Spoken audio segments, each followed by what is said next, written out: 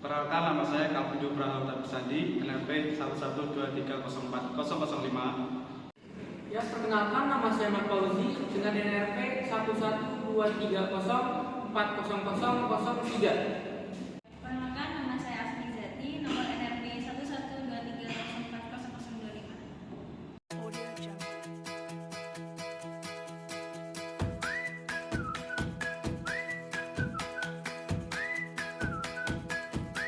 Terdapat perbedaan yang penting antara kompetisi monopolistik dan kompetisi sempurna, yaitu kapasitas berlebih. Tidak ada kelebihan kapasitas dalam persaingan sempurna dalam jangka panjang. Misalnya, penjual nasi pecel bumi hanya menyediakan nasi dan lauk yang cukup untuk berjualan di hari itu. Jika menyediakan nasi dan lauk untuk di hari selanjutnya, akan terjadi basi. Tidak ada kelebihan kapasitas dalam persaingan monopolistik. Dalam jangka panjang, misalnya perusahaan pensil memproduksi pensil dengan berbagai jenis, walaupun sebenarnya beberapa jenis pensil itu tidak terlalu diperlukan oleh beberapa orang. Dalam persaingan monopolistik, keluaran lebih kecil dari skala efisien. Toko Poggers atau mochi sebenarnya menggunakan manual atau handmade, menghasilkan mochi lebih sedikit dan harganya lebih mahal dibanding pabrik mochi modern yang memakai mesin. Akan tetapi, toko yang sederhana memiliki keunikan dibanding pabrik modern, walaupun produksinya lebih kecil dari skala efisien.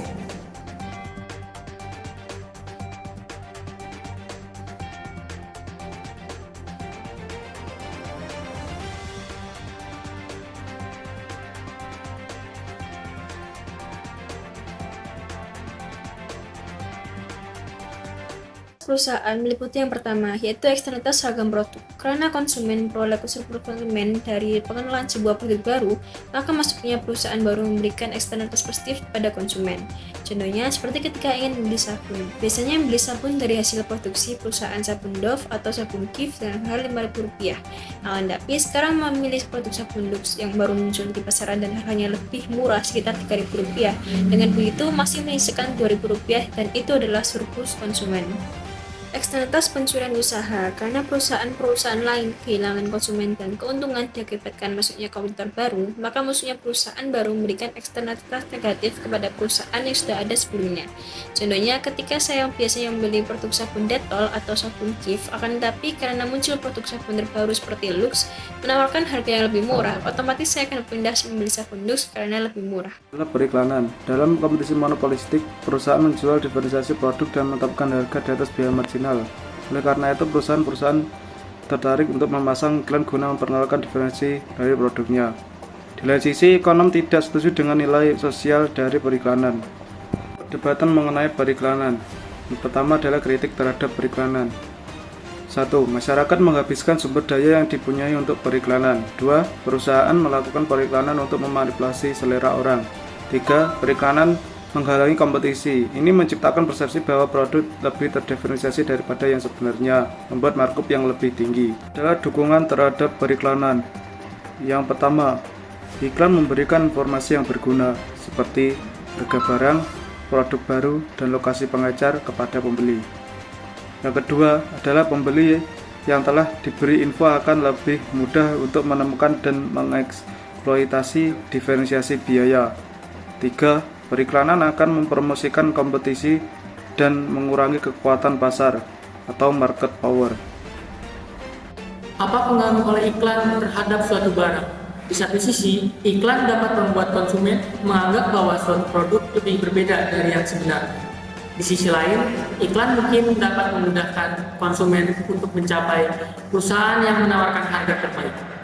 Pada sebuah artikel yang diterbitkan di dalam Journal of Law and Economics pada tahun 1972, ahli ekonomi Lee Bingham menguji kedua pandangan terhadap periklanan tersebut. Hasilnya, pada negara-negara bagian yang melarang periklanan, harga rata-rata untuk sepasang kacamata adalah $33. Pada negara-negara bagian yang tidak melarang periklanan, harga rata-rata adalah $26.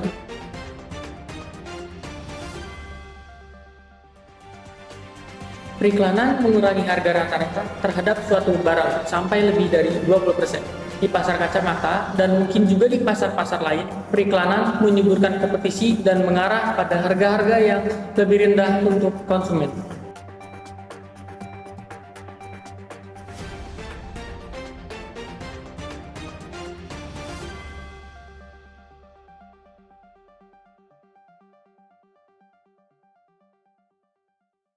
Dari perusahaan monopolistik itu tidak ada barang penggantinya. Dia hanya produk tunggal. Dia yang menguasai pasar dan tidak memiliki saingan. Contohnya adalah PT KAI. PT KAI adalah satu-satunya perusahaan yang menyediakan jasa transportasi kereta api di Indonesia. Perusahaan ini tidak mempunyai saingan, jadi bisa dikatakan perusahaan ini monopolistik.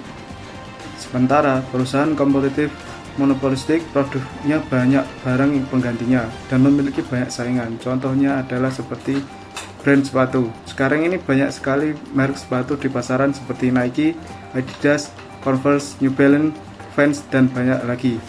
Mereka saling bersaing untuk mendapatkan pasar mereka. Meskipun berbeda, mereka ya tetap sepatu dan perbedaan mereka tidak jauh tergantung jenis sepatu apa yang mereka keluarkan.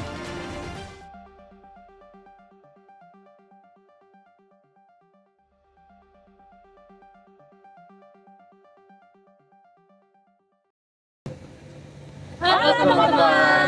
Perkenalkan, nama saya Ahmad Paulusi. Nama saya Asmi Zati. Nama saya Dia Salmauliadani. Saya Kavindo Prahalatatu Sandi. Di sini kami akan menghadiri acara DPD Kampus Wirausaha Merdeka dan kami akan mengunjungi salah satu tenan di sini. Kita ya.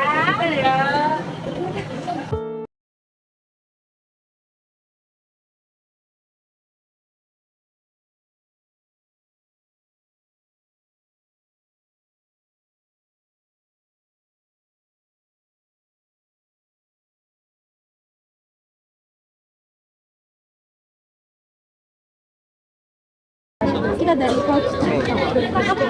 Kamu nanti kamu nih.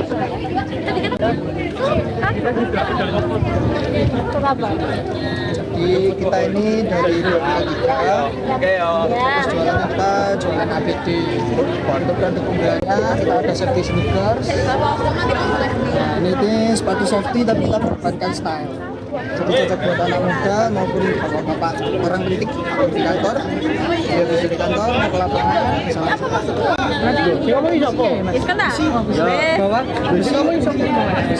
Lu aku tak? Oh, aku sih sebek Semua sudah standar safety dan untuk stylenya kita bisa custom. Kira-kira latar belakangnya Mas membuat ini? Nah, kan semakin banyak pekerja muda sih. Terus kita lihat sepatu safety itu kayaknya banyak yang kaku. Kita lihat sepatunya kan sepatu safety bengkel ya kan kayak gitu doang kan. Nah, kita akhirnya gimana sih cara kita segmen pasar anak muda maupun Nah, karena dia terbuat dari batok kelapa. Bisa dijelaskan ini dan harganya terjangkau. 1 kilonya ini ya ini untuk harganya sama produknya udah ada di brosur ini ya. sampai Untuk sepatu ini kita bisa dapat 350.000 satu pasang. Terus ini ada gloves, ada helmet, terus ada vest juga. Pokoknya kita hampir semua APD ada. Nah, jadi APD ini merupakan alat yang ramah lingkungan karena Saya mau beli safety glass. Safety glass. Iya, kacamata.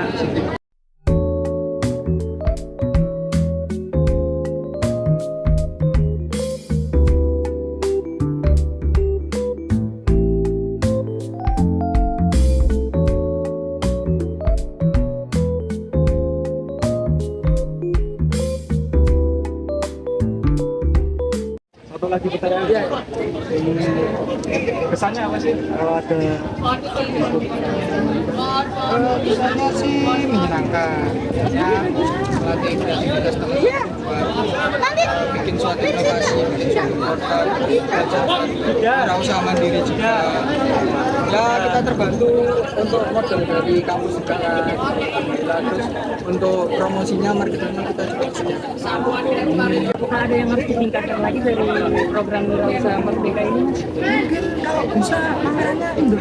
Oh iya, mana ya, Mas? Oh iya, Mas. Saya juga Juga mempengaruhi orang apa peserta yang beli, jadi males lama-lama kan. Panas itu di baru kumpul bersama-sama. ya. Terima kasih banyak ya, Mas. Halo teman-teman, di sini kami sudah memiliki tenan dari tenan ke kaki siang. Apa sih dari mobil itu modelnya personal. Dan di sini adalah ya APD dari ikan tiga yang sudah diimplementasi. Jangan lupa ada